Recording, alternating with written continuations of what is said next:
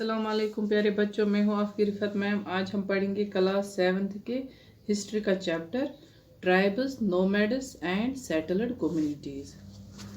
Chapter को आगे बढ़ने से पहले थोड़ा सा बैकग्राउंड जान लेते हैं। हमने लास्ट चैप्टर में देखा है कि किस तरह किंगडम राइज हुआ, फैल डाउन हुआ, लेकिन हमने साथ साथ कुछ डेवलपमेंट्स देखे सोशली, पॉलिटिकली और इकोनॉमिकली। लेकिन हमने जो सोशल डेवलपमेंट देखी वो हर जगह पे सेम नहीं थी, क्योंकि डिफरेंट टाइप्स की सोसाइटी डिफरेंट तरीके से इवॉल्व हुई थी।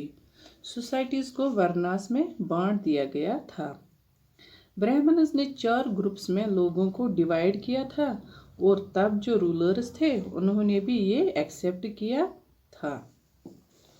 फिर बाद में जब दिल्ली सुल्तानस थे उन्होंने भी इस चीज़ को एक्सेप्ट किया।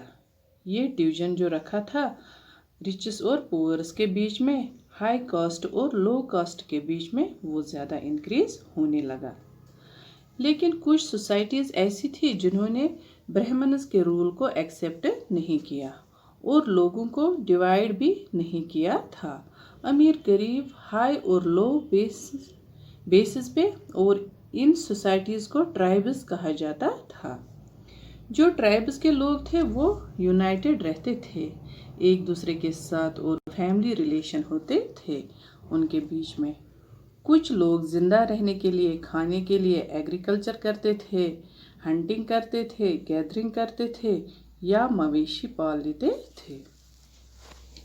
नोमैड्स वो लोग हुआ करते थे जो एक जगह से दूसरी जगह मूव करते थे या एक जगह से दूसरी जगह चलते रहते थे।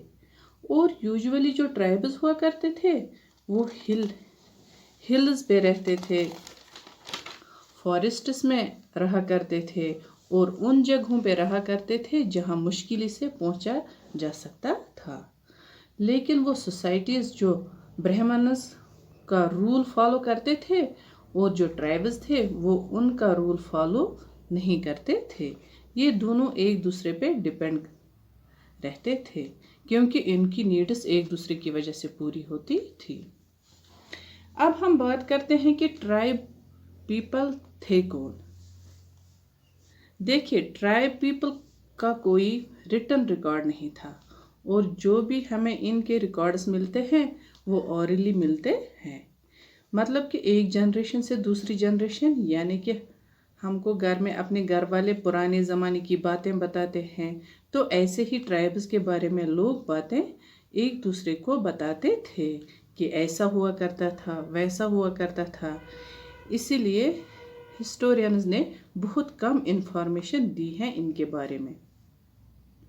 बहुत सारी पावरफुल ट्राइब्स आई जिन्होंने बहुत सारी टेरिटरीज पे रूल किया। जैसे पंजाब खोखर ट्राइब काफ़ी इम्पोर्टेंट रही 13th और 14th सेंचुरी में। फिर आए गाखर ट्राइब और उनके जो मैन चीफ थे कमाल खान गाखर, उनको अकबर ने मुनसिबदार बनाया।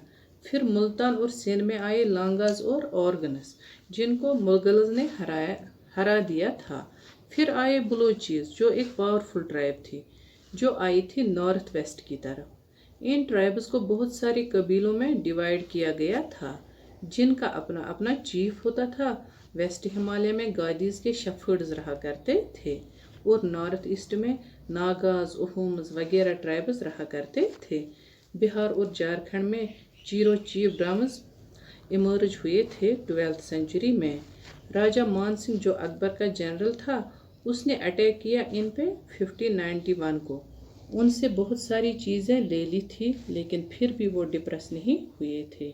जब औरंगजेब का रूल था तो चीरो किलों को तबाह किया गया था। मुंडाज और संताल्स भी इस एरिया में रहते थे और उड़ीसा और बंगाल में भी रहते थे। महाराष्ट्र और कर्नाटक में बेराड्स, कोलीज और बाकी ट्राइब्स रहा करती थी। इसके अलावा साउथ में कोरागास, मारवास और वेतार्स रहा करते थे। सेंट्रल और वेस्टर्न इंडिया में बिलस ट्राइब रहा करते थे। 16th सेंचुरी के बाद आदि ट्राइब जो हैं वो सेटल होने लगी और वो एग्रीकल्चरलिस्ट और ज़मींदार बनने लगे।